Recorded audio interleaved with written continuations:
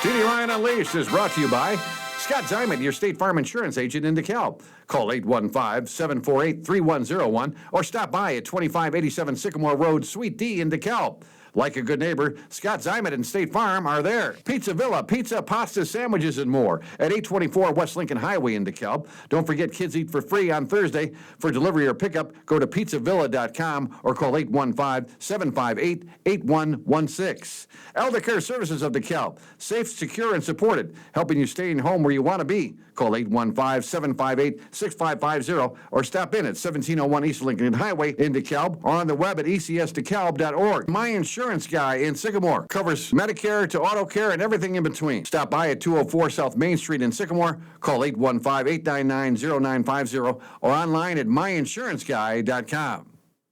Welcome into TD Ryan Unleashed, news podcast number 28. And as always, we have the oak tree of the news department, Dan Lynch. What is Dan? How you doing, my friend? I'm swell, thanks. You're swell, all right. Getting geared up for the Bears-Packer game, I know that. And Mark Sykes is joining us. Mark Sykes, of course, the longtime assistant athletic director over at DeKalb High School, winner of the Mark Sykes Wirtz Award. We're going to talk about that. Mark, welcome. But unfortunately, the reason you're here is not to talk about that. But first of all, welcome. How you doing? Hanging in there. Things are good. I wasn't going to include that because, again, I hope to have you on a future podcast and all the years that you've done teaching over there at DeKalb High School and your coaching, of course, named the Assistant Athletic Director of the Year a couple of years ago. But I mention this because in the opening story here in the Chronicle, it says, quote, Mark Sykes said there's really not a part of his life that Tim Holt didn't influence. Tell us about that, Mark. That's quite a statement to make. Yeah, well, I think, early on in your career, you look for people that to mentor you or you respect. And Tim was one of those people. Early on, I coached football for him. And, he was that person you attracted yourself to because of how he held himself and what he did for the kids. That was the biggest thing. Yeah, we have some testimonials I'm going to read here, but so many of his athletes. And then I was talking to you off the air about generations. He coached fathers, and then their sons coached as well. Yeah, and I think that's, something you look at. And when I talk to people around town, they're from so many different years, and they had their group of kids, and how Tim handled them was pretty consistent throughout his whole career. I think Tim was the guy that coached the name on the front of the jersey, not the back, not the kid.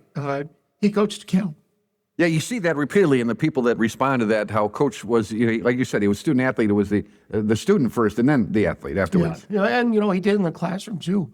Same way, the way he held himself in the classroom and in the driver's ed car, you can see by the testimonials, like you said, kids just valued him as a person. 38 years at DeKalb High School, and again, a lot of that teaching driver's ed. Now, I know you can relate to that, Mark. There's some great quotes here. One kid said, I remember I learned how to drive in the old crappy cars at DeKalb High School. He was a great teacher. He taught with passion. Rest in peace, Mr. Holt. Mr. Holt was the best football, track, and driver's ed ever. Got to have him for all. Please be sure to pass this along to his lovely wife. A great guy. Please share with Pam. Rest in peace, Mr. Holt. I bumped into the day prior to his passing. I thank God that I had an opportunity to chat with him one last time. Hugs to rest in peace to Coach Holtz. Just so many wonderful tributes to him. And there's a great picture in the Chronicle of him with Jalen Hobson. And it just really captures him, doesn't it? They're both just smiling ear to ear. And yeah, Jalen, great kid, great athlete. He's on the wall at the high school. Was a good football player and a track athlete. And, I think Dylan Donnelly said in the paper that it didn't matter if you were first string or third string. Tim treated them all the same way. Yeah, so. Now he grew up in Chicago and then played for Northern Illinois. Well, he and his brother played high school football together and then played at Northern Illinois University. Correct, yeah. He is an identical twin, Tom. And, excuse me, they both played at Northern Illinois together. I don't know I heard a lot of the stories so back in the day, but I don't know. Who might have had more playing time? I don't know that I wasn't there, so I can't really repeat on, who did that, but... certainly, football was part of his life, and I know that Tim was an outstanding track athlete at Bloom High School and in the field events area. I don't know that he was out doing the hurdles or anything, but he was in the shot of the disc, and that's he excelled in all areas of track. I mean, just being around for that long, it just falls into your brain, and he's forgot more than than he probably, knew at the end. So, Well, let's talk about how he started now. Again, Holt started teaching in the district in 1976 school year. Coached track for 29 years, was a football coach from 76 until 2018. He retired from teaching in 2017. Now, he was the head football coach from 85 to 89 and then 95 to 97. Mark, I just met a guy who was on the state team in 1980. I didn't realize they went to the state championship game, did they? yes, yeah. And those teams have come back to the school, and we've recognized them. And Tim's was a big part of that. Sure. When they came back. So, yeah, his head coaching. I came when he was still the head coach, and I coached the freshman football one year when he was the head coach, and then Dave Bierman came in, and I stayed coaching football for a while. But Tim, even when he wasn't the head coach, he still coached. He still wanted to be a part of it, and even when he was retired, and just coming to the games, he was still coaching. I love that. That's great. And of course, he led them to the playoffs in 1989. They didn't make it again until 2010. We mentioned an offensive lineman with his brother. Again, what a thrill that must have been. And you call him a DeKalb icon. Well, what a great tribute there. Because what better way to describe Tim Holt than a DeKalb icon? Yeah, when you're there that long, some things just fall, into your hand. But he just set a tone. He was a different guy because he didn't talk about other people. He was just Tim, and not very outspoken. Talked a lot with his hands. So you learn the whole sign language. He was he's just undescribable. There's only one Tim Holt, and he's an icon. I was talking to Phil Jerby, the athletic director over at Kingston High School, and he was talking about how long he's been there and how he sees he's on his third generation of students. And obviously Tim had that same thing with generation of students. There's a great quote here, as you said, from Mr. LaPointe, teaching multiple generations of Barb wasn't anything out of the ordinary for Holt. Holt had Craig Donnelly as a student in the late 1970s, and then in the late 2000s, his son Dylan Donnelly ran track for Holt. So how cool is that? Absolutely. I mean, I think, just being there for that amount of time and his dedication and commitment to the kids. And when you have their parents, which I've had now too, it really makes you come full circle. Yeah. And reinforces the fact that staying in one place has been a very good decision for myself. And I think for Tim too. Yeah, I remember interviewing Pete Johnson years ago, the legendary coach at Sycamore High School, and he had offers to go to other schools and when he was in his prime there, and decided to stay in Sycamore. And obviously Tim did that same decision. Yeah, I think so. He was there, he was established, and I think he loved coming to work. He liked the people he worked with, and I hope. But it was, we have a good group of people there. We've had a good group of people there. It's a family, and he was a big part of that. A great quote from Dylan Donnelly. He says he doesn't have kids, so we created a good bond. He was almost like a dad or a grandfather when I was an athlete for him. Now, I lost my dad when I was 12, and my coaches became my father. I get emotional thinking about it because they became my father. I wanted their respect. I wanted, they told me what to do, mentored me. My brothers were off smoking dope, and it really meant a lot to have a coach like that. And I know Tim must have influenced so many people like that. I think so, by the stuff you read and what I saw in the paper and the comments from people and just talking to people now all over town. You're bumping into people, and it's always, hey, we lost a good one. So yeah, it's just so sudden and it's terrible. It's a shame, but that's part of life, and we need to move forward, and we'll remember the good. Yeah, we've been doing this show like the morning show, and we include the obituaries. And I was telling our various guests here that it's amazing to incorporate somebody's life into a couple paragraphs. And obviously, Tim's life, there's no way you could write a War and Peace novel. Yeah, some of the chapters might have to be edited a little bit, but yes, without a doubt, you could fill a full book with the stories of Tim Holt, no doubt about it. And I want to end with this from the article from the Chronicle. Sykes remembers seeing Holt at the Barb's final home football game of the season on October 17th, about 6 weeks before he passed, as DeKalb took on Andrew. He said the north end zone, and he brought his binoculars. Sykes said he'd been watching the offensive line. He's always a coach, watching the offensive line in a football game. Still coaching from afar, and I would assume and only hope he's still doing that now. Yeah, so just a great quote from you, Mark. Thank you. I appreciate that. That's what he did. That's the kind of person he was. He'd sit down there and focus in. He'd be slapping his hands and saying, "You got to run that trap." So I'm sure he's still up there with his binoculars looking down on DeKalb football, and that's a great thing. Yeah, very good. Well, we thank you for that, Mark. Wow, we appreciate he was retired at that time? Yeah. Wow, how poignant.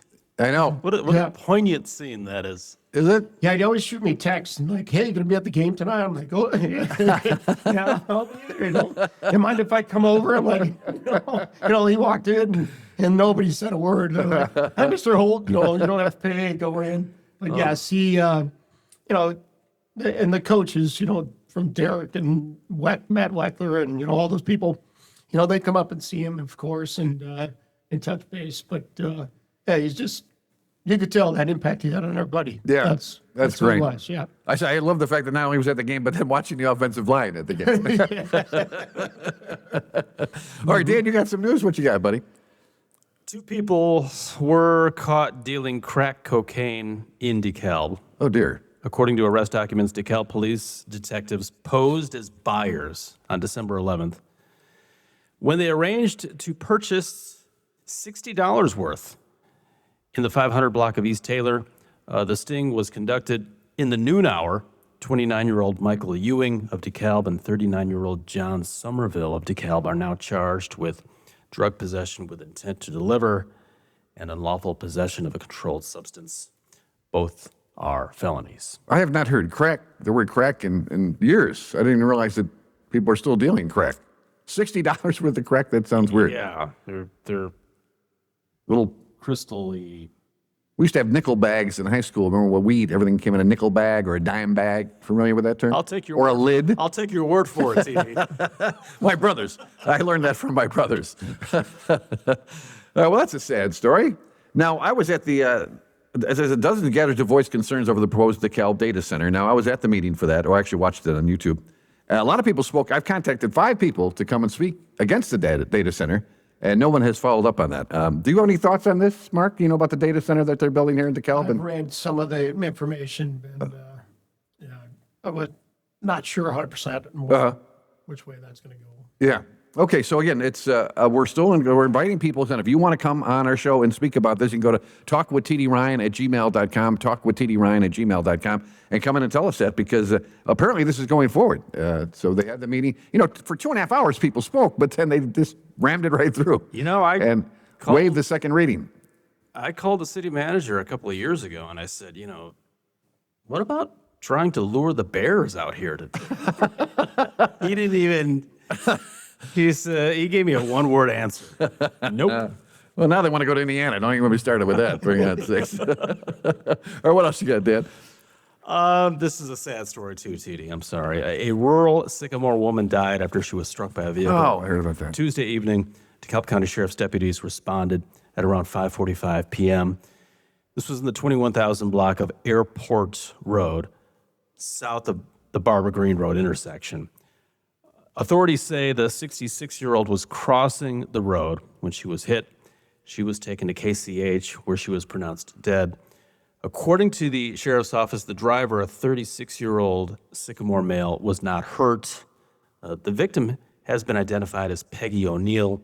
No citations have been issued, and the crash remains under investigation. Yeah, the no citations issued is part I just wondering about, because, a lot of people inattentive driving, and I don't want to say that's what this was, but I wonder if she was out checking her mail. A lot of the mailboxes are on the other side. She has to cross the street, but how that came about. But this was during the day, right, Dan? Well, Or when was this? 5:45 p.m. Okay, so, that's dark now. Yeah, okay. Dark, yeah. We talked about it as a driver's ed staff. Oh, yeah. Just a little small discussion, and didn't want to speculate on anything with the timing of the day and it being dark.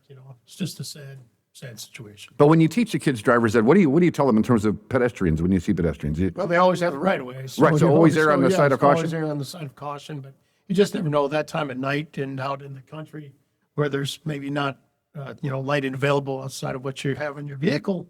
I don't know all the details, but it's just a shame. And I know that person stayed on the scene. I think I read that True. The driver stayed at the scene. So it sounds like it was, some misfortune. Yeah. Yeah.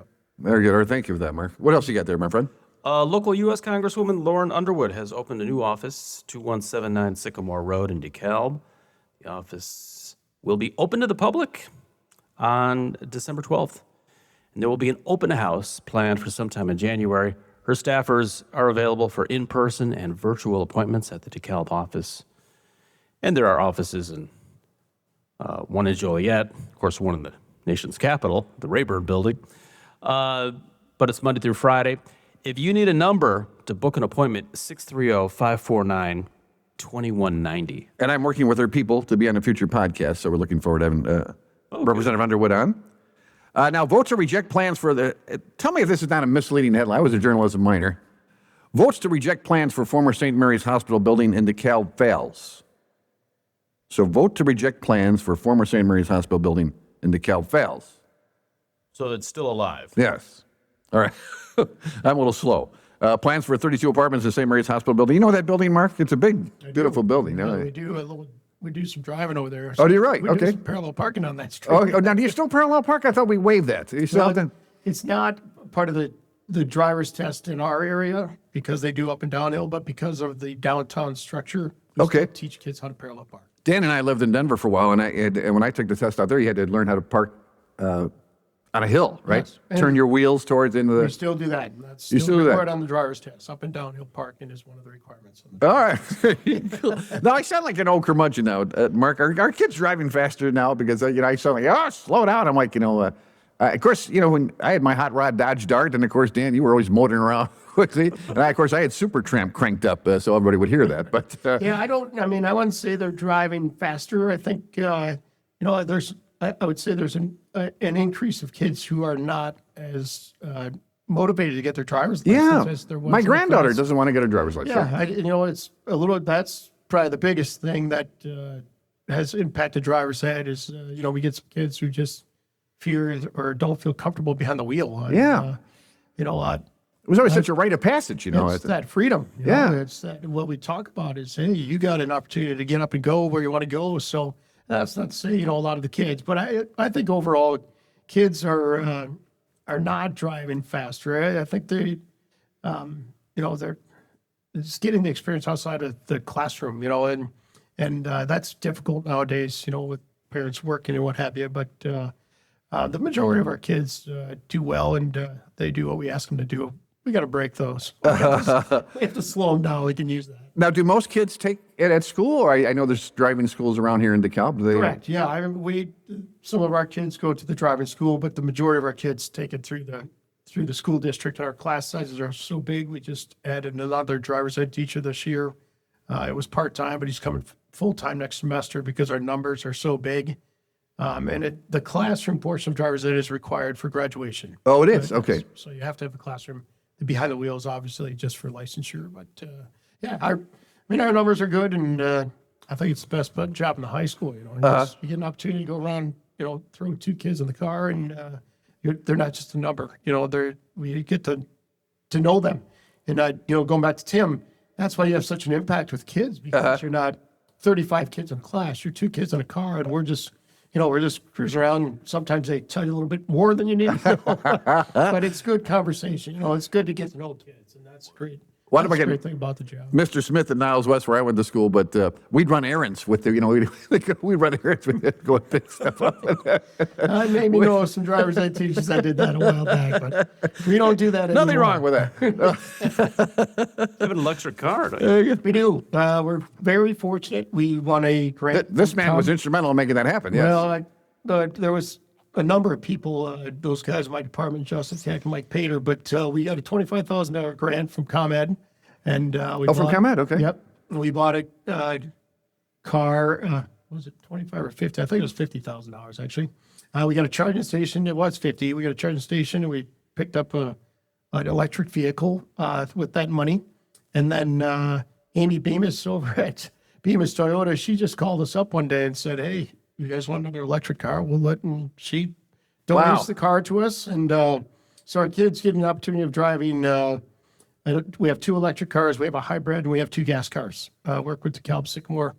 Now, is it still set up with the driver on the other side, the wheel and the brake on the other side, or no? We only have a brake on our side. Oh, you got a brake on your side. Okay. I use the wheel on their side. Okay. And did you ever have any near? I'm sure there might have been a fender bender. We just had a very scary collision, probably the worst of my 25 years of doing driver's ed, right out in front of the high school. An individual ran the light out there and smacked the back of the driver's side. The driver's ed car spun in 180 degrees. It was very scary. Fortunately, there was no kids in the back seat on that side of the vehicle, but it was one of our other driver's ed teachers that was in the car, and knock on wood, I haven't been in one. Oh my in gosh. 25 years. Wow. I want to finish that one. Yeah, I know. I don't want to, no jinx here. I don't want to jinx anything. All right, Back in my head. Dan, you got another story? What do you got? Menards has agreed to pay $4.5 million to settle a lawsuit from 10 states related to deceptive marketing for its 11% rebate. Attorneys generals in those states argued that the big box store misled people, claiming the 11% rebate would be a discount that customers would receive at the checkout instead of a rebate that needed to be mailed in. Oh, the old rebate mail-in, And yeah. then you get it back in the mail for future store credit. Long story short, Illinois is getting nearly $1 million. Wisconsin's Attorney General Josh Call said, figuring out how much you'll have to pay to buy something should be straightforward. It shouldn't be an adventure. I always knew that, I don't want to say it was a scam, that 11% discount, that always threw me out. I'm like, they're just lowering, the price is higher, so it's 11% less, not fooling anybody with that. Well, yeah, and I bought a fridge from Menards, and I had to go through that rebate You did, okay. fine print battle. And if it wasn't for my wife, I mean, You would have blown it off. See, they'll would've assume sent it people would in. blow it off, yeah. They count on that, yeah. It was like War and Peace reading this. Then you have to, anyway. Illinois is getting nearly $1 million, but several other states too, including Wisconsin. I think Menards can handle that. Now, coming up on a future podcast, we talked to our friends at Hope Haven over here, and it's some alarming numbers. And just in 2024, 59,704 contacts, calls, texts, or chats were called in, a 26% increase from the previous year, and a 140% increase from pre-pandemic levels. Primary driver of the increase was shelter crisis and safe housing. And we talked to our friends at Hope Haven, and I saw a study in 2023. There's over 400 homeless people in DeKalb County, and Hope Haven only has 100 beds. So I mean, do the math. It's really a tough situation. And Mark, now they're opening a homeless shelter for teenagers as well. And I didn't realize that, but I don't know if you ever come across that. But where if a child is in a bad situation at home, needs somewhere else to live, right? And they're providing that now. Yeah, I can understand, those situations and those taking place. I'd say they're probably needed nowadays. Unfortunately, yeah. it's a shame. Yeah. doubt about it. But it's great that we have the resources here in DeKalb County to do that as well. Do you got one more? What do you got? Yes, a Leland man was charged after a two-vehicle wreck in southern DeKalb County. This was on December 11th. Deputies responded to the intersection of Leland Road and Chicago Road at around 4:45 p.m. A GMC pickup driven by 42-year-old Jason Kruger of Leland was heading north on Leland Road, failed to yield at the intersection, striking another truck driven by a 37-year-old Mendota man. Now, Kruger was charged with failure to yield. In addition, he was taken into custody on an active LaSalle County warrant. And I didn't get the nature of that warrant, but he was taken to DeKalb County Jail. Nobody was hurt. All right, very good. All right, that's enough with the auto accidents. Leave that in line. Want to mention Cynthia's Wedding and Event Decor comes to DeKalb. Cynthia's Wedding and Event Decor officially opened in DeKalb back in November, offering a new storefront to complement their existing online shop. The owner, Cynthia Salgaldo, has lived in DeKalb for the past 30 years and has offered services in DeKalb for the past 6. So a balloon store to do parties and stuff, and it sounds like they got an online presence as well, too. Yeah, I believe we use them at the high school. I was going to say, when you guys have a big event with balloons, you probably go local, right? They do, and they come in and do a great job when we do our senior night presentations. So it's good. Use people in the community would like to do that. Yeah, I asked them how business was. They said it's blowing up. Hey, I'll be here all week. And again, we want to thank all our friends for freezing for food. We said a couple of checks that came in late, too. So we're up to 142,000 pounds of food. So thanks everybody who helped out with freezing for food. Taking a look at the community calendar now, and that's being brought to you by your friends at Stagecoach Players Theater. You can go to Stagecoach Players Theater, find out all the great stuff they got coming up, all kinds of great shows coming up here in the winter and then the fall as well. Hampshire Couple opens in a gym in DeKalb. Now, Mark, did you ever work out? Did you work out at the school? We know you work out, Mark, but where do you work out? At the school, it's been unfortunately I need to get back in there, but yes, one of the best things I feel like they did in my tenure here was build that high school. A lot of opportunity for our kids, of course.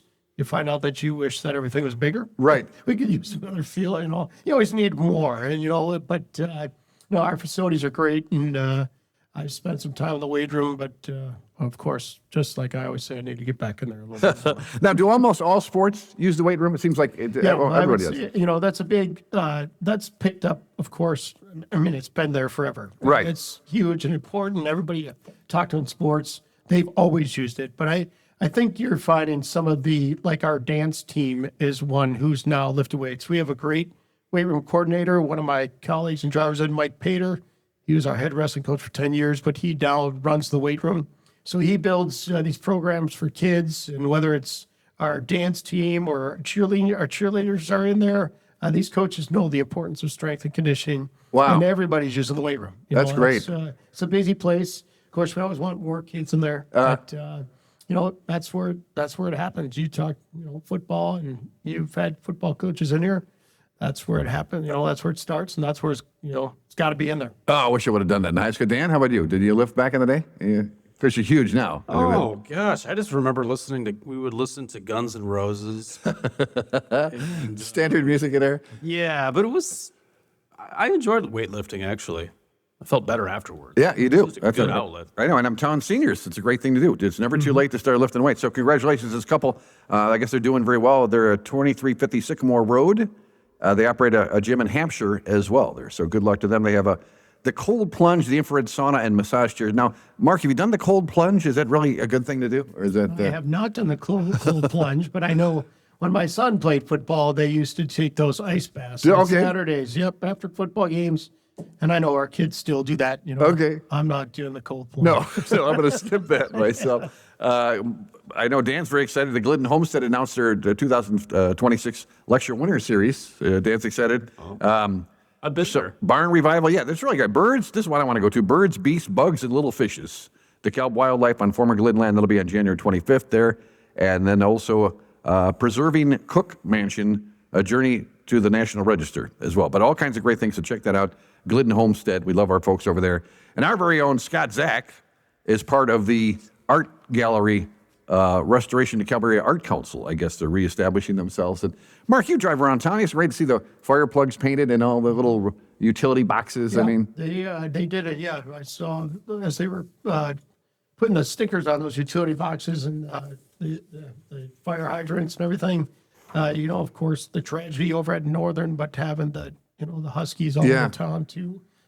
Just more that solidifies your community. DeKalb's a great place, and we need to celebrate it. And those symbols, I think, are very important to our community. now you guys have a bell at DeKalb High School, right? Which was at the old high school. Tell us about that, the bell. Well, the bell, we'd like to ring it a little bit more, but when kids are having the opportunity to go down to any state competition as they qualify, we have the drum line, lead them out the door, and whether it's music or athletics or forensics or whatever it is. Yeah, forensics team just finished second, right? Yeah. Yep. So we get out there and, Peter and I, it's a great day. It's a great celebration. I remember the first time we did the Walk of Champions through the new school. It looked like it was snowing in there because the tiles were being shook so much from the drum line. It was like fall from the sky, but well worth it because those kids deserve to be celebrated, and it's a great accomplishment. They get out there and pull the cord or pull the string. Now, was that always the plan to bring the bell from the old high school to the new? Yeah, that was talked about right away. That the bell would travel. I love that. When we moved to the new school, and I'm not born and raised here in DeKalb, but I'm sure it's got Lots of history. Lots of history from back in the day. And I know when I was coaching early in football that we came back from East Aurora or somewhere and won a football game, and the kids were out there ringing the bell. Oh, I love it. So brings them together. It's another positive thing. So that's a good tradition. Now, we just had Davon Grant on, who's going to go star at the University of Illinois, and I was imagining you had a big send-off for him. Or will have, right? He's in January. Correct. Tomorrow night. This Friday, December 19th. We're going to have a little, some words of praise for Davon. He's just this. What a great kid. Yeah. He's just an outstanding young man, and represents himself and his family and our school and our community to a T. I can't wait to see him play on Saturdays in Illinois, and I'm very looking forward to his being successful. He and Peter Goff were here, and I think Peter Goff was saying how all the coaches, Ohio State coach was here checking him out, that he's coachable, and Davon said that I listen. And I've never heard an athlete say that they listen. Usually they're touting their own, but Davon listens. Yes, and those coaches have been coming through the office, and it's great, just to sit around and listen to the stories they have. But as Davon was waiting, this is the kind of kid he is. As he's waiting for those coaches, he's doing his homework. So he knows the importance of education along with it. And graduating early, graduating early, which is a shame for our basketball program. Yes. But, we're happy for him. He's just going to be a great representation of DeKalb High School, and we're excited to see what he does down there. Very well put. And speaking of sports, Rob Stover now will replace Joe Ryan. Again, some big shoes to finish, fill there as the new head coach of the Sycamore football team. Rob, again, was assistant there for 7 years under Coach Ryan. I'm sure he absorbed a lot. Something I found interesting, Stover is a teacher at Southwest Elementary and a co-advisor for the school's Fellowship of Christian Athletes. Now, I haven't heard that in a long time, Mark. Is that still a thing? Is that like... Yeah, I know it's still out there. And we had it, like Kevin Beverly was a teacher at DeKalb and coached at the middle schools for years, and he still subs and helps me out in working games. He was that person along with Jay Smith. We haven't had it in the last couple of years. But okay. It's still prevalent in the schools, and good for Stover over there. Now, is that like a group? Ricky started that. Oh, did Branch Rickey start that, really? Wow, I did not know that. And a gentleman we have on a podcast, matter of fact, this Monday, you'll hear from a gentleman named Dave Dozier. Lieutenant Colonel Dave Dozier, no less. He ran 100 miles in 25 hours. It was a fundraiser he did there on October 4th, 2025. Club member Dave Dozier will attempt to run 100 miles in the Hennepin 100-mile foot race in an effort to raise money for a scholarship program. It took him 25 hours to do it, but he did it. Now, here's the wild part. What do you suppose the record is for running 100 miles? That's what, almost 4 marathons. Just get a rough guess. He did in 25. 15 hours. That's what I was just saying. 10 hours and 51 minutes. Can you believe that? TD Ryan. No. Skandra Sorokin, an Israeli runner, set the record there. 10 hours and 51 minutes. And the women's record is 12 hours and 31 minutes. Now, to give you an idea, the woman winner averages 7.4 mile for 80 miles. She did that for 80 miles. A 7-minute mile for 80 miles. I just can't even wrap my head around that. And then he said, one of the questions was, do people sleep during the race? And if you can hallucinate a little bit, you kind of fall into think about it, running 100 miles in 24 hours. So he got it done. So kudos to him. And that'll be an upcoming podcast there. We're looking forward to talking to him. And I have to mention Nick Neiman, of course, Sycamore High School graduate, will be playing for the Packers on Saturday night. Now, we had a family dinner planned for Saturday night, and we have since rescheduled. We moved it earlier in the evening because the person who did that didn't realize that the Bears and Packers are playing. Thoughts, Mark, on the Bears-Packers game? Because they always have our number. No matter how well the Bears are playing, they always seem to be right there and sticking to us. I was born in Illinois, but I did live in Wisconsin in my younger days. I went through junior high and high school there. And where in Wisconsin? East Troy. Okay. Yep. And so then we had a summer place in Delavan. So right down the road. Beautiful area. Yeah, it is. Worked at Alpine Valley many years, but I went to Wisconsin Whitewater for my undergrad. Wow. I'm a Whitewater graduate. There you go. Warhawks, Yeah. So, but I was born and raised a Bears fan. My dad was very much a Bears fan. So, and back then, these kids, even our teachers at school, they don't know when the Bears were just rolling the Packers back in the 80s. Right. What have you. Their whole entire life. I just told one of those Packer fans today, the day Mikowski went over the line of scrimmage, and they reviewed it, and they still didn't overturn it. Everything has gone downhill for the Chicago Bears. So my thought is the Bears are now for real with Ben Johnson is, I think just as a coach, you look at him and the things he's doing, he's got those guys dialed in. And it's really, I've talked with some of our coaches around the school. I'm like, take a look at what this guy's doing because you can learn from this and transfer some of that mentality towards the programs, what you're doing with your But kids. Tim Holt would tell them to put more pressure on the quarterback. Yes. Because they Tim would be definitely down with a little bit more up front. been to giving get up to some the of those big quarterback. So I'm- plays. Yeah. I'm excited for the game and nervous at the same time. But I know, 'cause- I'm looking forward to a bear victory. All right, very good. And like I said, we do the obituary here. We want to include Ben Matson, from Sandwich, the youngest son of Ina and Ben. Valued hard work, dedication, and loyalty. Farm, which became his lifelong passion. He worked for 40 years for the Conserve FS in Waterman, where he had served in the local agriculture community. Continued to run the family farm after passing his father in '69. He was a reliable pillar of the community for his entire life. How many people have they said about that? Reliable pillar in the community. He was part of the Victor Township government for 40 years. He volunteered at the Sandwich Fair for over 50 years, serving for the most as superintendent of the goat barn, not because he owned goats, but because he had a need to fill. So he spent all that time in the goat barn. He didn't even own a goat. He was a singer.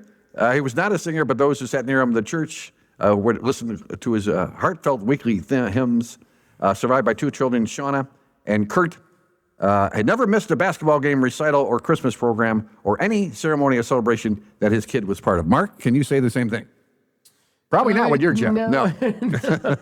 I might have missed a few things, but that was it's just such a great career to be in and have those opportunities to be with your own kids, and as far as coaching and having those student athletes, they're like your own children. But with my own kids, I tried to be at everything I could, but sometimes those coaching late nights of basketball. Yeah. Now, we were fortunate. Football, You weren't going to be able to stay with us today, but fortunately the game was canceled that you were going to We go did to. have a cancellation, with the weather. I think the ride home was a little bit scary. We didn't want to put anybody at risk, so there were cancellations today. Good So, idea. Yep. And DeKalb, very unique because we already, one of our first podcasts was Mike and Sean Reynolds, of course, father and son team on the basketball, and Sean, of course, all-time leading scorer. And then we're going to talk to Latimer said that Cole. Josh and Nicole Latimer. Yep. Again, a father and son combination. Yes. How unique is that to have 2 father and son coaching like that? It's extremely difficult to coach your own children. Yeah. And to be able to separate that coach and dad role or mom, whatever it is, it's a very difficult and a fine line. But I think, these guys, they do it. And I don't know what it's like in the Reynolds house or the Latimer house, but I coached my kids when they were younger, and there was still time to separate. I tried not to, put it on them too much. We kept it pretty, hey, we're in the gym, I'm your coach. I'm your dad. So, yeah, that'll be a good one. And Sean's doing great, and we're excited for Cole to continue on at NIU. That's going to be great. Again, and like I said, I lost my father at a young age, but I still can hear, follow your shot. That was always, follow your shot. We'd be out shooting baskets in the back. Follow your shot. Like he did, like to stop it in my radio. No, got to go and get that rebound if you missed it. So again, that's great to hear. Now, our friends at the DeKalb County History Center, want to thank them. They sponsor our birthday list at DeKalbCountyHistory.org. You can go and find out all the great things they got going on. They send us this date in history different than what you see in the midweek. On this date in 1863, the DeKalb County Board of Supervisors offers a bounty of $100 to each recruit from this county as a bonus to sign up for the Civil War, and appropriated $25 for each family of the absent soldiers' required aid. In today's dollars, that would be equivalent to $2,571. And isn't that ironic? President Trump just gave, $1,776 to all the military people. But this is back in the Civil War days. And man, that must have been a scary time to be around. Yeah. You think you would have volunteered, or? I'm a lover, not a fighter. I don't know. I would have been scared. Yeah. Would have been scared. Remember Red Badge of Courage? Did you have to read that in school? That rings a bell. Mark, did you read that? In the Civil War, and the kid loses his nerve. I had it for breakfast. All right. This date in history, DeKalb Junior High building, now Founders Elementary, was finished in December of 1953. It was a controversial building in the community, as many of the citizens felt that it was too expensive and too lavish. Now, where did we hear this before, Mark? When we talk about DeKalb High School, people say, "Oh, it's too elaborate, too lavish." But obviously, it's been proven wrong. I would definitely say again, it's just the opportunity that it allows kids to have. It's mortar doesn't teach you anything, but it gives you opportunity. And I like that line. I think what they did and the planning of that stuff, they really let the staff, at the time, get their fingers in there and design that building. Yeah. The thing I was most impressed was with the juniors and seniors from the old high school helped make that happen, even though they knew they weren't going to get to enjoy the new high school. Yeah, I mean, there's so much passion that went into it.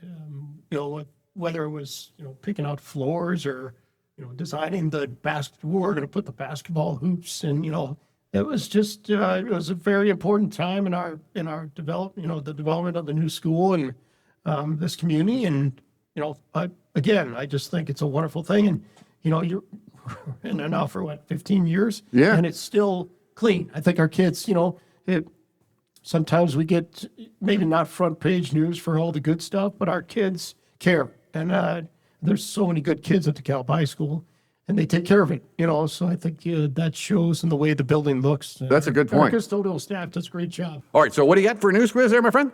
This Sycamore big box store has agreed to pay nearly $1 million to the state of Illinois to settle a lawsuit related to deceptive marketing for its 11% rebate. What store?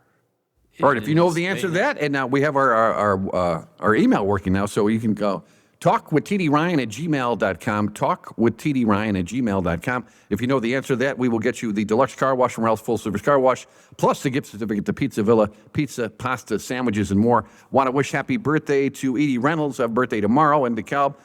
Levi Cessna will have a birthday, and what a great name, Levi, at 2 years old on the 21st.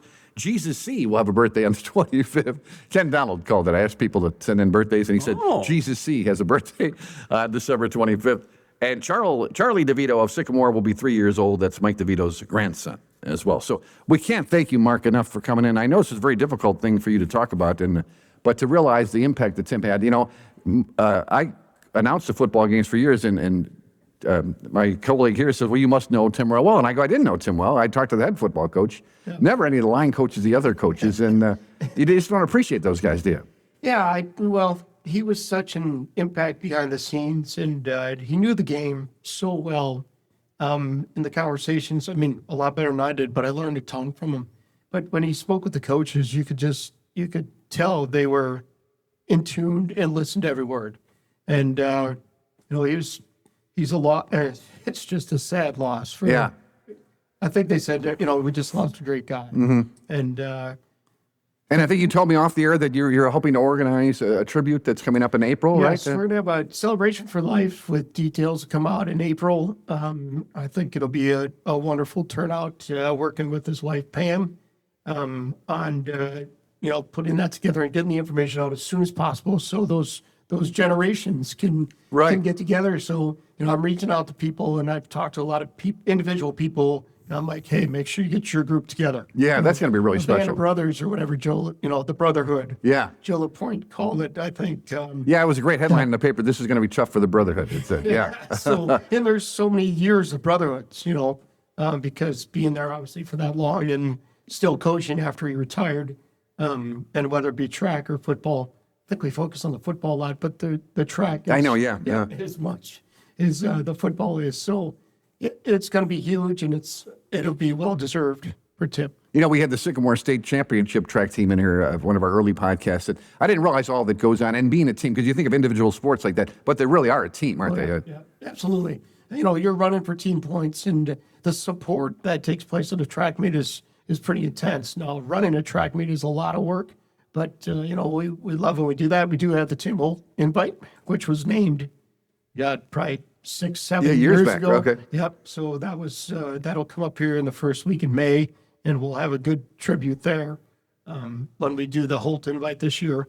But there's a lot of excitement in that stuff, but in there, the support for one another is just unbelievable. And now, if you ever want to come out and watch track meet, the pole vault is one of the areas that you gotta go check out. Yeah, I would love to see that. That's the kids are, and boy, they're athletic and they're strong, and takes your full body. You talk about the weight room. Those kids getting up there 11, 14, 15 feet, whether it's females or males or whatever. It's pretty impressive. Yeah. Not so much. Bob Seagram is the only, I remember Bob Seagram is the only guy, the pole vaulter I could name. Name a pole vaulter. I can't. All right. But yeah, it is very fluid. I was in track, and I remember watching them. Oh, okay. Very fluid to watch. It is a beautiful thing to watch if that pole bends the proper way, that's for sure. Well, Mark, we can't thank you enough for being here again. And I want to thank you not only for talking about Tim today, but all you've done for our community and for the school. You were up 30-something years there at DeKalb High School. You're 33. You're 33. The final one. So it's been a great career. I love it there and feel fortunate. Well, we look forward to having you on a podcast. But again, thank you for your talking about Tim Holt today. And again, what a fantastic guy. And it's so great that he had such a great influence on your life. And I know your success is a lot of reflects on what Tim taught you. Absolutely. I appreciate you taking the time and recognizing him as a person because he means a lot to a lot. Very well put. We always give the newsman the final word. What do you want to say? Prediction on the Bears Packers? What do you got? I'm still thinking about Don Makowski, number 7, went to Virginia. That play came up in my YouTube feed, and I watched it. And Never give up. Charles Martin was on the Packer team. And the But magic, folks don't know. No, he got right. He was the lineman, right? He intercepted, recovered the fumble, and he's marching in the end zone, holding the ball like a loaf of bread. And here comes Makowski, right, catching him at about the 5-yard line. No. You're Charles Martin slammed Jim McMahon to the turf. Right. Yeah. Makowski was a pretty exciting quarterback, and he had this awesome. Oh yeah, I'm thinking of the Buffalo wide receiver that ran down. Oh, Yeah. Don Beebe. Yeah. Don Beebe when he ran down in the Super Bowl. Yeah. Makowski had a mullet, and it was nice. And in the 80s, I kind of felt sorry for the Packers. They were so pathetic, and Mossy Cade was going to jail, and Ken Stills, and Bears had Walter, and I felt sorry for the Packers, believe it or not.